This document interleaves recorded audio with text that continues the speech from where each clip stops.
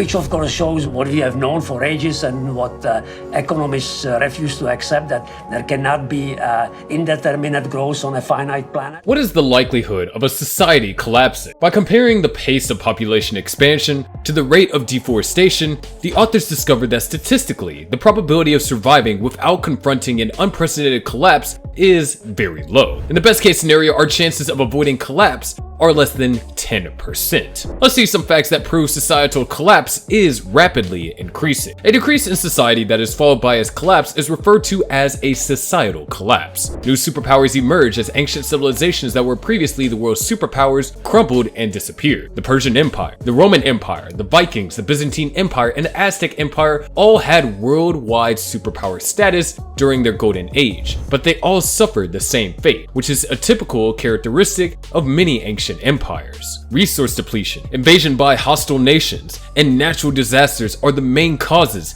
of society's collapse. Number 1. The rate of social disintegration is rising quickly. Events throughout the world are intensifying quickly. The world is currently experiencing conflicts breaking out. Our economic troubles are getting worse at the same time that global production is failing and supply chain issues are getting even worse. In fact, if there isn't a significant shift in global objectives in the next 2 decades, human society is on track to collapse, according to a fresh reevaluation of a report published by a group of MIT scientists in 1970. According to the report, which was included in the best-selling book No Limits to Growth 1972, industrial civilization would inevitably come to an end if businesses and governments continued to pursue the ideal of endless economic expansion, no matter the price. 2. When the rate of resource consumption greatly outpaces the rate of resource replenishment, resources become exhausted. Particularly severe resource depletion affects non-renewable resources, including oil, gas, and rock minerals. A major factor in the past downfall of many civilizations was resource depletion. Around 1450 AD, the Norse settlement in Greenland came to an abrupt end. Although the precise origin of the Norsemen's exodus from Greenland is unknown, historians believe resource depletion to be a plausible culprit.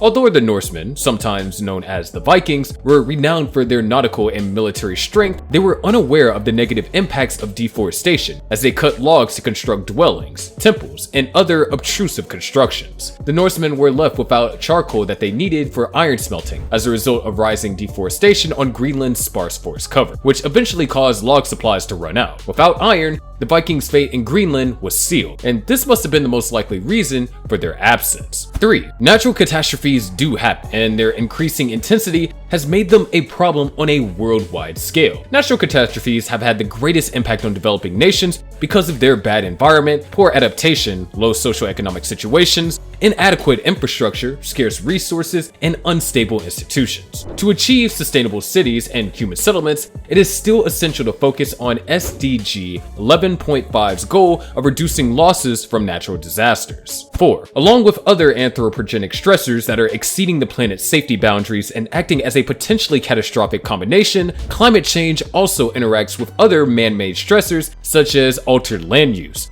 biodiversity loss, nutrient imbalances, pollution, and resource abuse. This combination could increase societal vulnerabilities and result in a number of indirect pressures like financial harm, water and land loss, and food insecurity that can combine to trigger system-wide synchronous failures. These cascading impacts influence human civilization as well as biophysical or biogeochemical processes, including disputes, political unrest, systemic financial hazards, and the development of infectious diseases and spillover dangers. For instance, there is proof that the Syrian conflict was exacerbated by the drought that lasted from 2007 to 2010. Thus, the interaction of anthropogenic climate change and numerous other stressors could result in a global disaster and a breakdown of global society. Such potentially collapsing futures are rarely investigated and poorly understood, despite the fact that we have grounds to believe them. The most recent research focuses on determining thresholds, timeframes, and implications of potential tipping points, as well as looking for evidence of tipping dynamics. We urge taking them into account while utilizing the information currently known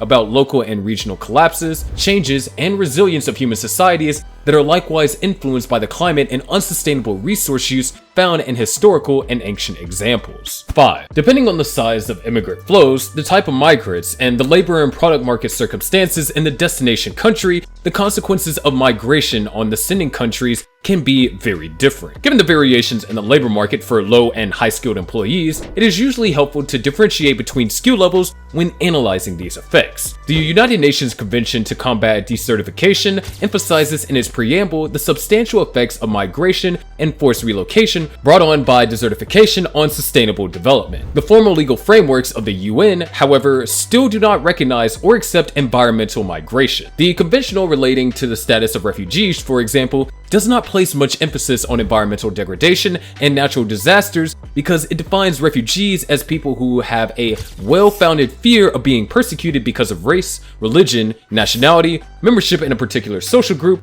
or political opinion. Furthermore, until UNEP and El Hanawi initially established the term and concept of environmental refugees in the middle of 1980s, the issue of worsening environmental degradation causing forced migration was largely neglected in global governance. 6. The most serious form of hunger crisis is famine. Even though it doesn't happen often, but when it does, it signals a severe food crisis where many children and adults are regularly starving to death. Natural catastrophes like earthquakes, floods, and other catastrophic events may strike out of the blue. Famine is an exception to this. A famine develops gradually and is brought on by protracted conflict, climate shocks, extreme poverty, and other factors. Famines are always predictable, avoidable, and man-made, and they are never inevitable. Conflict, climate change, and global inequality combine to push millions of people to the verge of starvation after years of success in the worldwide fight against hunger. According to the United Nations, if they do not receive immediate aid, an all-time high of 49 million people in 46 countries might be in danger of being hungry. Afghanistan, Ethiopia, Nigeria, Somalia, South Sudan, and Yemen are the nations that face the greatest risk of hunger in 2023. 7. Infectious diseases have a severe impact on a nation's economy by trapping people in poverty, weakening community resilience, and destroying individual lives. Since 2000, infectious diseases have been less common globally, yet they still have a significant negative impact on health and the economy. Both communicable and non-communicable diseases result in millions of deaths each year, billions more spent on healthcare, and subsequently trillions more lost in global economic output. First, compared to developed countries, developing countries suffer longer-term economic growth effects from infectious diseases. Second, infectious diseases significantly and negatively affect trade openness, though more so in industrialized nations than in developing nations. 8. Demographic change concerns things like how old we might, how many kids we might have, and where and how we might live our lives. Additionally, demographic changes have a significant impact on our economies, welfare, and health systems, as well as the need for housing and infrastructure across Europe and the rest of the world. Increasing population density and population growth are examples of demographic and social change. Population growth may result in a society's geographic spread, armed conflicts, and mixing of cultures. Because it provides information that may be utilized to make wise decisions in a variety of settings, including industry, government, and social services, demographic analysis is crucial. 9. The average age of the community they leave behind inevitably rises as young people relocate to larger towns and cities. Businesses may perceive a town with a higher percentage of older residents as less desirable since they may find it difficult to recruit qualified employees there. The proportion of elderly people is higher than elsewhere in places that have high rates of decline, putting more strain on local care systems. The difficulty lies in figuring out what services older people require in order to live at home for as long as possible. And 10. War is a problem for progress. War is a killer, and its effects go far beyond the casualties from direct combat. Armed conflict frequently causes infrastructure destruction, forced migration, and ongoing refugee issues.